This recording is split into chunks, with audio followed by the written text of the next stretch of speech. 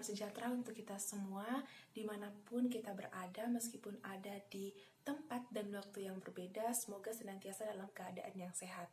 Dalam kesempatan ini, saya akan membahas mengenai tindakan yang tidak suka bekerja keras, dan dalam pembahasan ini akan saya bagi dalam 3 topik. Yang pertama, ciri-ciri, yang kedua, contoh nyatanya, dan yang ketiga adalah cara mengatasinya.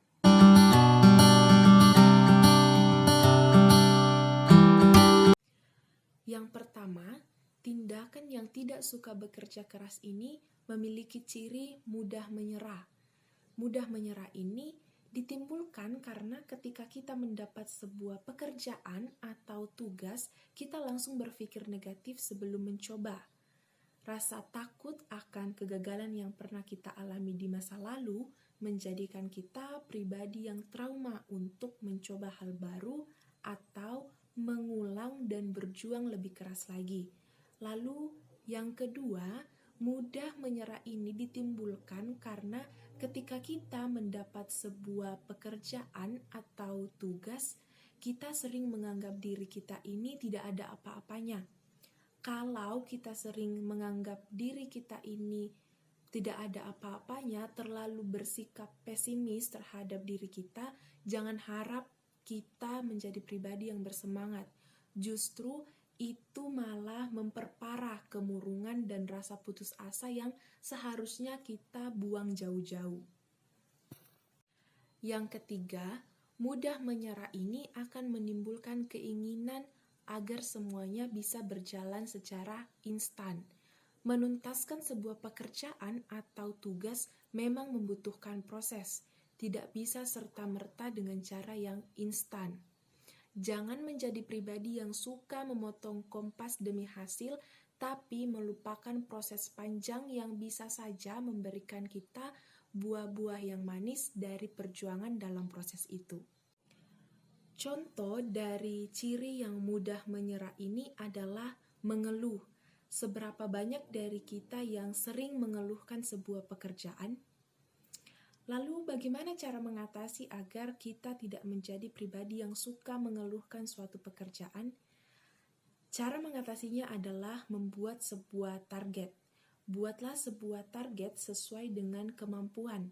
Dengan adanya target atau tujuan, kita pasti berusaha untuk mencapai target yang sudah kita tentukan itu.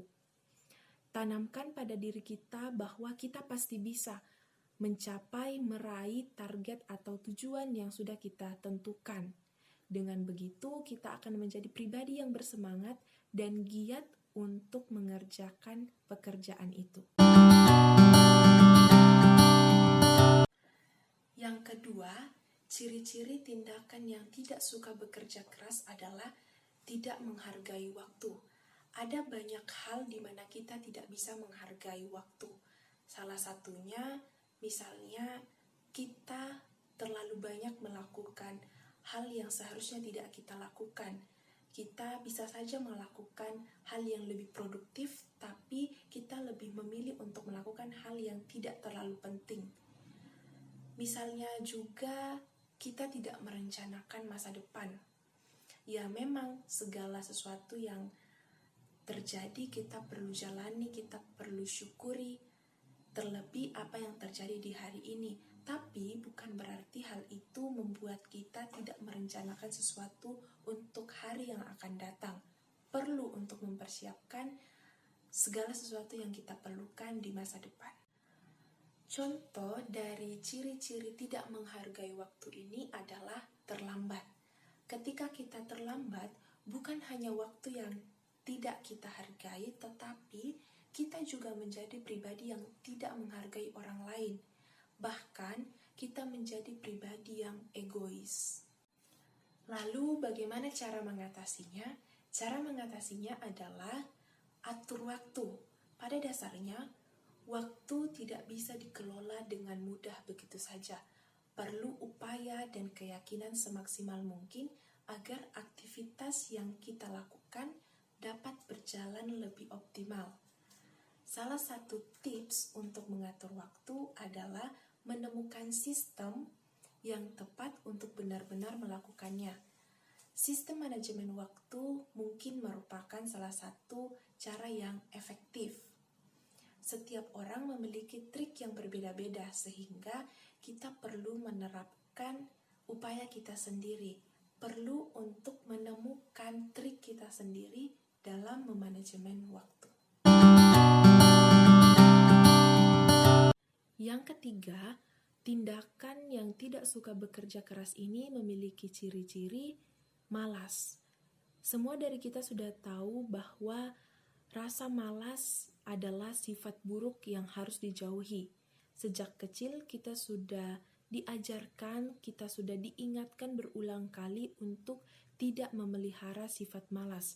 Karena efek dari rasa malas tidak hanya memberikan pengaruh buruk di masa kini, tetapi juga akan memberikan pengaruh yang sangat buruk untuk masa depan kita.